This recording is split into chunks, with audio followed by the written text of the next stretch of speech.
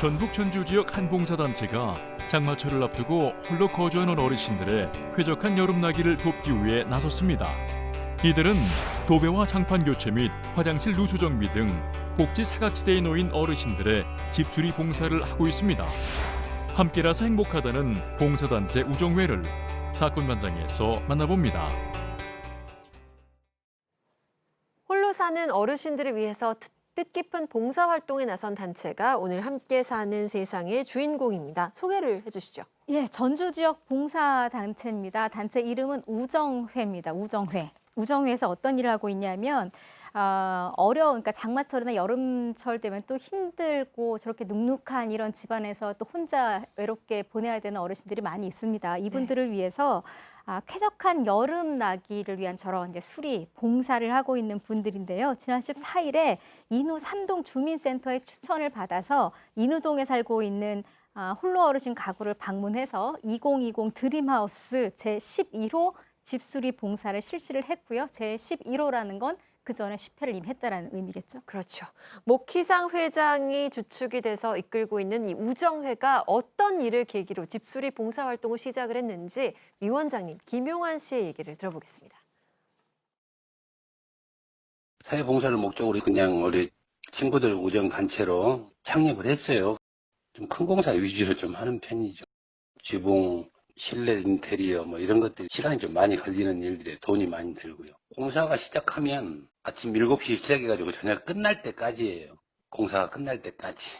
늦어질 때는 밤 10시 정도까지 끝내도록 노력을 많이 하죠. 거의 하루 벌어서 하루 먹고 사는 사람들이라 일요일을 이용해서 하는 수밖에 없어요. 친목도모를 위해서 만든 단체 우정회. 이름에 나와 있네요. 이게 집수리 봉사로 연결이 된 건데 이게 이유가 분명 있을 것 같아요. 네, 전주 지역의 봉사단체고요. 또 2003년에 만들어졌습니다. 회원은 이제 30명 정도고요. 또 혼자 하는 게 아니라 또 배우자까지 또 같이 하기 때문에 합하면 50여 명 정도 되는 상황인데요. 와. 처음에 일단 친구들끼리의 친목도모 목적도 있었어요. 그리고 그런 목적과 동시에 겸해서 봉사활동 목적, 봉사활동을 한번 해보자라는 취지의 뜻을 좀 모았는데 그 후에 이제 그 자금도 필요하고 또 이런 기술이 있는 그런 분들과 함께 해야 되기 때문에 여러 일을 겪으면서 10년 세월이 걸렸다고 합니다. 와. 그동안 이 일을 계속 한 건데요. 2013년에 이제 처음 이제 집수리 봉사를 시작했고 1년에 두세 채 정도를 계속 꾸준히 진행했습니다. 현재까지 11호 집수리 봉사까지 마친 상황입니다. 네. 기술진을 꾸리셨다고 얘기를 하셨는데 이렇게 회원들이 다양하게 재능을 뭉쳐서 결국에는 11호 집수리까지 끝낸 상황입니다. 어떤 작업들을 하는 건가요? 이게 그냥 간단하게 뭐 도배 장판 정도에 그치는 게 아니고요. 큰 공사 위주로만 하신답니다. 와. 일단은 그래서 보통 뭐 지붕을 개량해야 되거나 담장을 수리해야 되거나 내부 인테리어를 전체적으로 변경해야 되거나 이럴 때 하는 건데 하는 건 아까 말씀드렸던 도배, 장판 교체, 베란다 천장 보수, 화장실 누수 정비, 싱크대 교체 뭐 이런 열악한 주거 환경을 다 개선하기 위한 건데 어떻게 선정을 하느냐 이거는 전주시 주거복지센터하고 각 주민센터 연계해서 수혜자 추천을 받는다고 합니다. 어쨌건 시간과 또 비용이 제한적이다 보니까 모든 집을 그렇게 다 봉사를 하실 수는 없으니까요. 그렇게 선정이 되면 말씀드렸던 것처럼 역할 분담을 해서 지금 보시는 것처럼 뭐 문 색깔까지 싹 다 바꾸고 있는 상황 아니겠어요? 이제 저거 하는데 보통 얼마나 들 것 같으세요? 글쎄요. 한 집당 대략 비용이 한 500만 원 정도 드는데 일단 우정회 분들이 회비를 걷고요. 또 뜻있는 회원들이 십시일반 또 사비를 내서 이 비용을 충당한다고 하는데 근데 이제 가끔은 본인들이 해결하기 어려운 부분들이 있으면 본인들의 지인을 찾아가서 그 기술 있는 지인들로부터 또 다시 이제 뭔가 기술 지원 같은 것들을 받아서 이제 이런 그 뜻깊은 봉사활동을 하고 계신 겁니다. 네, 선한 마음이 이렇게 연결고리를 만들어내는데 가장 보람을 느꼈던 일은 어떤 거였을지 김용환 위원장의 얘기 이어서 들어보겠습니다.